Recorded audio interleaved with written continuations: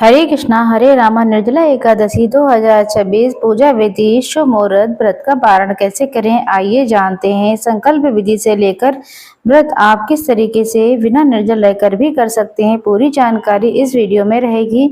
दान में क्या करना है, व्रत को का पारण कैसे करें और गर्भवती महिलाएं क्या करें क्या ना करें, सभी के लिए इस वीडियो में सब कुछ है। तो आपसे अनुरोध है कि आप वीडियो के अंत तक बने रहें। जैसा कि आप सभी जानते हैं, इस बार पुरुषोत्तम महीना है तो 26 एकादशियां हमें हैं, नहीं तो सामान्य 24 एकादशी होती हैं। अगर आप 24 एकादशी का फल प्राप्त करना चाहते हैं, किसी कारण से नहीं कर पाते हैं, तो मात्र इस निर्जला एकादशी का व्रत 25 जून 2026 दिन गुरुवार के दिन धारण कीजिएगा।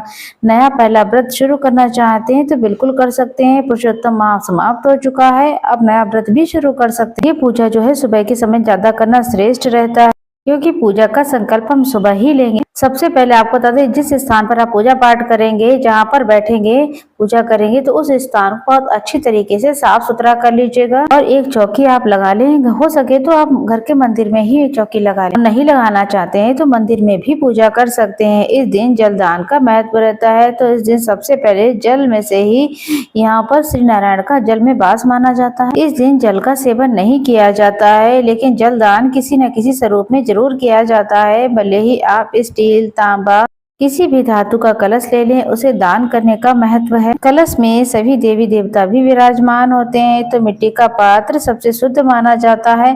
तो एक नया मिट्टी का पात्र लाएं, उसके मुख पर मौली बांधें, अपने घर से जल भरें, इसमें हल्दी का या फिर चंदन का, कुमकुम का, ओम नमो भगवते वासुदेवाय महामंत्रों का जाप करते हुए या फिर कृष्णाय वासुदेवाय हरे परमात्मने प्रणता क्लेश नाशाय गोविंदाय नमो नमः, या भगवान जी के किसी भी मंत्र का स्मरण करते हुए श्रेष्ठ तरीके से आप कलश की स्थापना करें। कलश के अंदर थोड़ी सी चीनी रखें, क्योंकि शरबत मीठे के रूप में दान करना ठीक होता है। तुलसी पत्ते जरूर से रखिएगा, उसके ऊपर चीनी से भरा हुआ पात्र रखना ठीक माना जाता है। इसके साथ मौसमी फल भगवान जी के दाहिने हाथ की तरफ जो भी दान पुण्य करें वो उधर ही रखें। स्नान आदि से निवृत्त होने के बाद पुरुष जन अपनी शिखा बांधे, महिलाएं अपने मस्तक पर दुपट्टा रखकर भगवान का नाम सुमिरन कर आसन पर बैठकर पूर्व या उत्तर दिशा की तरफ नमो करते हुए भगवान जी की पूजा करें। अब आप सभी सबसे पहले दीपक जोड़ें, क्योंकि हमारे स्नान, ध्यान, पूजन पाठन का साक्षी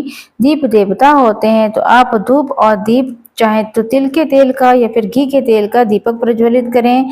गणपति गजानन सर्वप्रथम पूजनीय है, तो सबसे पहले गणपति गजानन को गंगा जल मिश्रित जल से स्नान कराएं और श्री नारायण को भी गंगा जल मिश्रित जल से स्नान कराएं। अगर विग्रह स्वरूप है या फिर लड्डू गोपाल हैं, तो आप सबसे पहले भगवान जी के निमित्त शंख में कच्चा दूध, तुलसी पत्र रख करके स्नान करा सकते हैं। स्नान के बाद बस रुपये कलावा समर्पित करें। इस दिन चावल का प्रयोग नहीं होता, इसलिए आप यहाँ पर काले तिल ले लें। दीपक में थोड़ा सा काला तिल जरूर डालें, क्योंकि अगर आप हवन नहीं कर सकते हैं तो दीपक में काला तिल जितना भी चटकाते हैं, उतने ही आपके शारीरिक, मानसिक, आर्थिक संकट, कष्ट बंधनों से आपको मुक्ति मिलती है। तो दीपक के अंदर थोड़ा सा तिल डालें। श्री नारायण के विग्रह स्वरूप, जैसे कि आपके चौकी पे जो भी आपने फोटो प्रतिमा विराजित की है, सबको पहले रोली चंदन समर्पित करें। यज्ञोपवीत गणेश जी महाराज को समर्पित करें, श्री नारायण को भी समर्पित करें। इसी तरीके से एकादशी की मूर्ति, प्रतिमा है या फोटो इत्यादि, किताब इत्यादि है, दीप देवता है, तो उन पर भी रोली चंदन समर्पित करें। और संकल्प कैसे लेना होता है, बहुत ही सरल प्रक्रिया रहती है। भगवान जी के समक्ष बैठकर अपने दाहिने हाथ में पुष्प रखिए, थोड़ा सा तिल रखें, एक सिक्का रख लें इसमें, और अपना नाम गोत्र बोलें।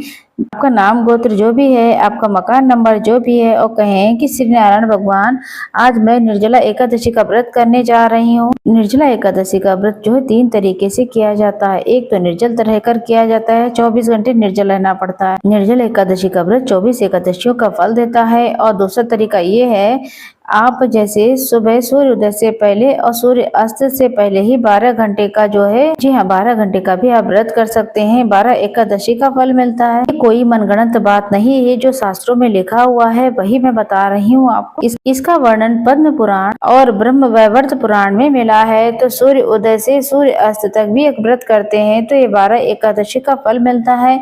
तो मैंने 2 तरीके आपको बताए। अब तीसरा तरीका ये है, जिसको मानसिक शारीरिक कष्ट है, गर्भवती महिलाएं हैं, तो वो फलाहार जल पीकर भी इस व्रत को कर सकती हैं, कोई दिक्कत की बात नहीं है। यदि आपको शारीरिक, मानसिक, आर्थिक जैसी क्षमता है उस हिसाब से आप व्रत को करें। यथाशक्ति तथा भक्ति हमारे शास्त्रों में कहा गया है, तो उस स्वरूप में आप व्रत कीजिएगा। यहाँ पर पुष्प इत्यादि जो भी है, आप सबसे पहले गणेश जी भगवान को समर्पित करें। वहीं तुलसी जी जो है गणेश भगवान को नहीं समर्पित करनी है, उनको अलग से हम जो भी मौसमी फल है उनका भोग लगाएंगे। दूर्वा समर्पित कर सकते हैं।